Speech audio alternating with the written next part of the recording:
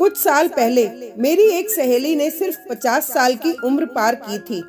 लगभग 8 दिनों बाद वह एक बीमारी से पीड़ित हो गई और जल्दी ही उसकी मृत्यु हो गई। ग्रुप में हमें एक शोक संदेश प्राप्त हुआ कि बड़े दुख की बात है, वह हमारे साथ नहीं रही। 2 महीने बाद मैंने उसके पति को फोन किया। ऐसे ही मुझे लगा कि वह बहुत परेशान होगा क्योंकि ट्रैवल वाला जॉब था। उसकी मृत्यु तक मेरी सहेली सब कुछ देख लेती थी। घर, अपने बच्चों की शिक्षा, वृद्ध ससुराल वालों की देखभाल, उनकी बीमारी, रिश्तेदारों का प्रबंधन करना, सब कुछ, यानी कि सब कुछ। वे कहती रहती थी, मेरे घर को मेरे समय की जरूरत है। मेरे पति चाय कॉफी भी नहीं बना पाते। मेरे परिवार को हर चीज के लिए मेरी जरूरत है, लेकिन कोई भी मेरे द्वारा किए गए प्रयासों की परवाह नहीं करता है और ना ही मेरी सराहना करता है। सब मेरी मेहनत को नॉर्मल मानकर चलते हैं।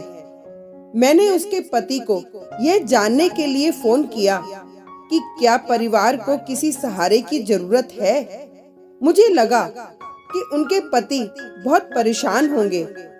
अचानक से सारी जिम्मेदारियों को जो निभाना है, उम्र बढ़ने के साथ साथ माता पिता, बच्चे, अपनी नौकरी, इस पर अकेलापन, कैसे होंगे बेचारे। फोन कुछ समय के लिए बजा, नहीं उठाया। 1 घंटे बाद उन्होंने वापस कॉल किया। उन्होंने माफी मांगी कि वह मेरे कॉल का जवाब नहीं दे पाए क्योंकि अपने क्लब में 1 घंटे के लिए टेनिस खेलना शुरू किया था और अपने दोस्तों से मिलना वगैरह भी।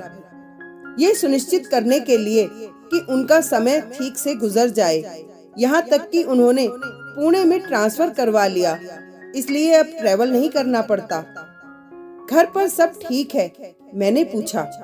उन्होंने जवाब दिया, एक रसोइया रख लिया है, थोड़ा और पेमेंट किया तो वह किराने का सामान और सब्जी फल वगैरह भी ला देगा। उन्होंने अपने बूढ़े माता पिता के लिए फुल टाइम केयर टेकर रख ली थी। ठीक चल रहा है, बच्चे भी ठीक हैं। जीवन धीरे धीरे सामान्य स्थिति में लौट रहा है। उन्होंने कहा। मैं मुश्किल से 1-2 वाक्य ही बोल पाई और हमारी बात पूरी हो गई। मेरी आंखों में आंसू आ गए।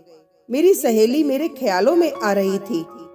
उसने अपनी सास की छोटी सी बीमारी के लिए हमारे स्कूल के पुनर्मिलन कार्यक्रम को छोड़ दिया था।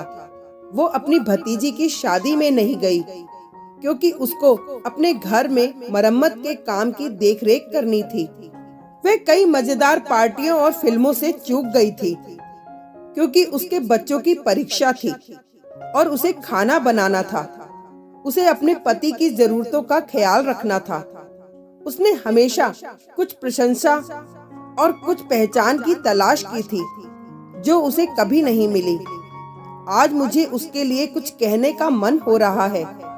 यहाँ कोई भी अपरिहार्य नहीं है और कोई भी याद नहीं किया जाएगा। ये सिर्फ हमारे दिमाग का भ्रम है। शायद ये सांत्वना है, या यूं कहें कि हमारे समझने का तरीका। जब आप दूसरों को खुद से पहले रखते हैं तो वास्तव में आप यह भी दिखा रहे होते हैं कि आप पहले नहीं हैं। लेकिन देखिए ना क्या हुआ। उसके मरने के बाद उन्होंने 2 और नौकरानियां रख ली थीं और घर ठीक से चल रहा था। इसलिए मन का ये वहम हटा दीजिए कि मैं अपरिहार्य हूँ और मेरे बिना घर नहीं चलेगा।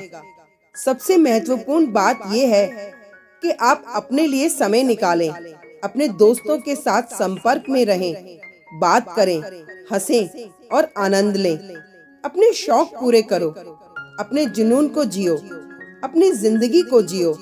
कभी कभार वो उन चीजों को करें जो करने में हमें मजा आता है। दूसरों में अपनी खुशी मत देखो, तुम भी कुछ खुशियों के हकदार हो, क्योंकि अगर तुम खुश नहीं तो तुम दूसरों को खुश नहीं कर सकते।